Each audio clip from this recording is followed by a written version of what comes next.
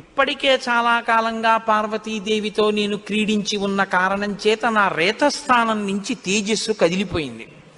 ఇప్పుడు కదిలిపోయిన తేజస్సు పడిపోతుంది. నేను పార్వతీదేవి యందు వదిలిపెట్టద్దని మీరు అంటున్నారు. మరి నేను నా తేజస్సుని ఎక్కడ విడిచిపెట్టను, ఎవరు భరిస్తారు చెప్పండి అన్నారు.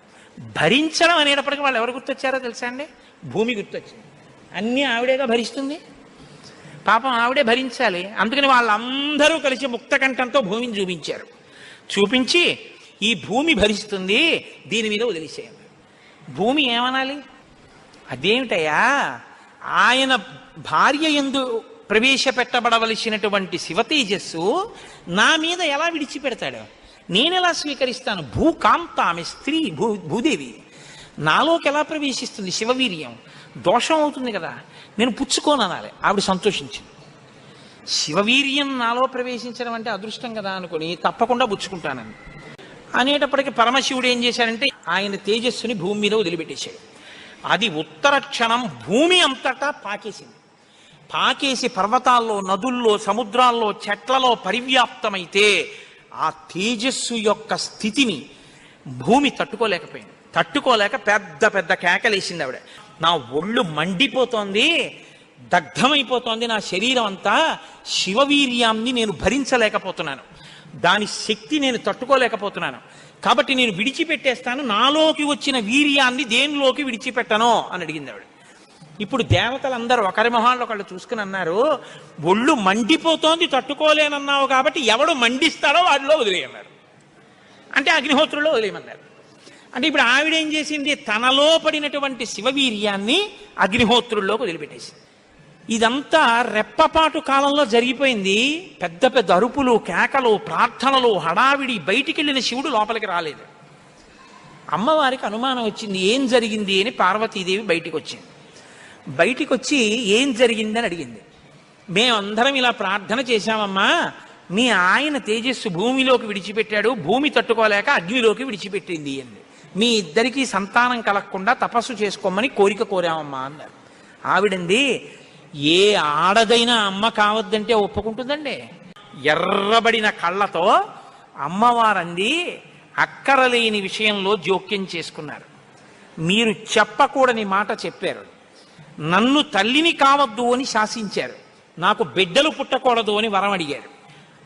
నాయందు ప్రవేశపెట్టబడవలసినటువంటి శివవీర్యాన్ని భూకాంత యందు ప్రవేశపెట్టారు. కాబట్టి నేను మీకు శాపం ఇస్తున్నాను, ఇక నుంచి మీ భార్యల వలన మీకిక సంతానము కలగకుండుగాక, ఇక నుంచి దేవతలకి సంతానం ఉండదు అంది. అందుకని ఏమంటే ఎప్పుడూ 33 కోట్లైనా ఇంకా పిల్లలు మనవలు ఉండరా అంటే ఉండరు. పార్వతీదేవి శాపం ఆగిపోయింది, దేవతల యొక్క సంతానం. ఇప్పుడు ఆవిడ భూమి వంక తిరిగింది. నువ్వు స్త్రీవి కదా, నా భర్త యొక్క తేజస్సుని నేను పట్టవలసింది నువ్వెలా పట్టుకున్నావు, నువ్వెలా స్వీకరించావు నా భర్త తేజస్సుని? ఆవిడ్ని శపించింది. నువ్వు ఒక్క రూపంతో ఉండవు, భూమి అని పిలవబడినా నీకు అనేకమైనటువంటి స్థితి కలుగుతుంది. ఒక చోట చౌటు నేల, ఒక చోట నల్ల నేల, ఒక చోట ఎడారి, ఒక చోట పంట పండే నేల. ఇలా నువ్వు రకరకాలుగా అయిపోతావు. అంతేకాదు, బహుభార్య భవిష్యసి, నీకు ఒక్క భర్త ఉండడు.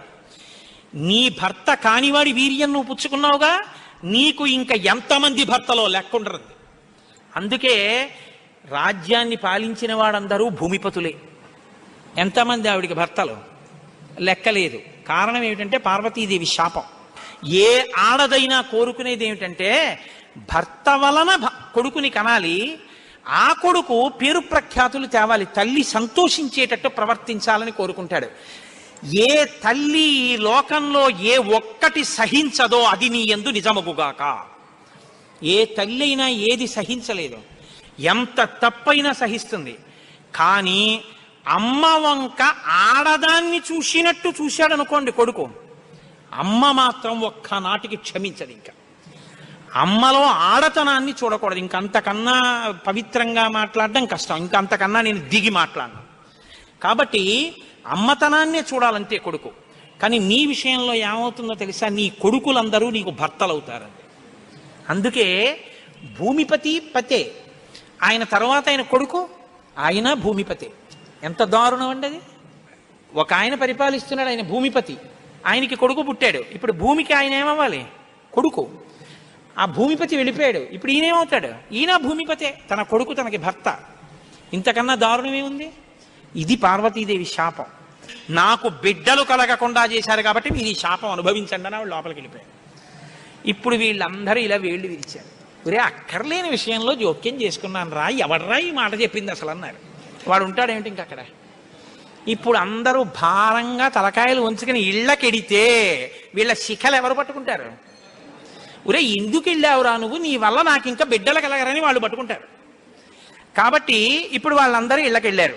హిమాలయ పర్వత ప్రాంతంలో పార్వతీ సహితుడై పరమశివుడు మాత్రం హాయిగా కూర్చుని తపస్సు చేసుకుంటున్నాడు. ఇంకా వాళ్ళిద్దరికీ బిడ్డలు పుట్టకూడదు అన్నారుగా, అందులో ఆయన వెళ్ళి తపస్సు మొదలెట్టాడు. గొడవ ఎక్కడొచ్చింది? ఇక్కడతో ఏమైపోలేదు గొడవ. తారకాసురుడని వాడు బయలుదేరాడు. వాడికి తెలిసే విషయం, ఇక పార్వతీ పరమేశ్వరులకి బిడ్డలు పుట్టరని, దేవతలకి బిడ్డలు పుట్టరని తెలుసు వాడికి. వాడు బ్రహ్మగారి గురించి తపస్సు, వాడు చాలా తెలివైనవాడు. వాడు నాకు చావుద్దన్నాడు, అది కుదరదన్నాడు ఆయన. అయితే పార్వతీ పరమేశ్వరులకు కొడుకు పుడితే వాళ్ళ చేతిలో చచ్చిపోతానన్నాడు. బ్రహ్మగారు ఏమంటారు? తథాస్తు అన్నారు. ఇంకా వాళ్ళకి పుట్టరు, నేను చావను, అది వాడి ధైర్యం. ఇప్పుడు వాడు ఎవరిని కొట్టడం మొదలెట్టాడు? దేవతల్ని. ఇప్పుడు వాళ్ళేం చెయ్యాలి? ఇప్పుడు వీళ్ళందరూ ఎక్కడికి వెళ్ళి అడిగారు, మీకు బిడ్డలు కలగకూడదు, మీ ఇద్దరు తపస్సు చేసుకోండి అని. వీళ్ళే అడిగారు పార్వతీ పరమేశ్వరుని. వాళ్ళిద్దరూ తపస్సుకి వెళ్ళిపోయారు. ఇప్పుడు వెళ్ళి మీ ఇద్దరు బిడ్డలు కనండి అన్నారు అనుకోండి, ఇంకేమైనా ఉందా? వద్దన్నావు, అన్ని శాపాలు ఇచ్చేసింది ఆవిడ. అంటే మీరు బాగా గమనించండి, ఏదైనా ఆడది భరిస్తుంది, కానీ ఆడదాని అమ్మతనానికి, ఆడదాని భర్తృత్వాన్ని పంచుకోవడానికి ఇంకో ఆడదొస్తే మాత్రం ఈ లోకంలో సహించడం అన్నది ఉండదు. అది ఈ జాతి క్షమించలేదు. ఇది రామాయణం యొక్క తీర్పు. కాబట్టి ఇప్పుడు వీళ్ళు వెళ్ళి అడగలేరు పార్వతీ పరమేశ్వరుని. కొడుకు పుడితే తప్ప వీళ్ళకి బతుకులేదు. ఎందుకని? వీళ్ళని చాలా బాధ పెట్టేస్తున్నాడు తారకాసురుడు. కాబట్టి ఇప్పుడు ఏం చెయ్యాలో అర్థం కాక పార్వతీ పరమేశ్వరులను అడగలేక చతుర్ముఖ బ్రహ్మగారి దగ్గరికి వెళ్ళారు.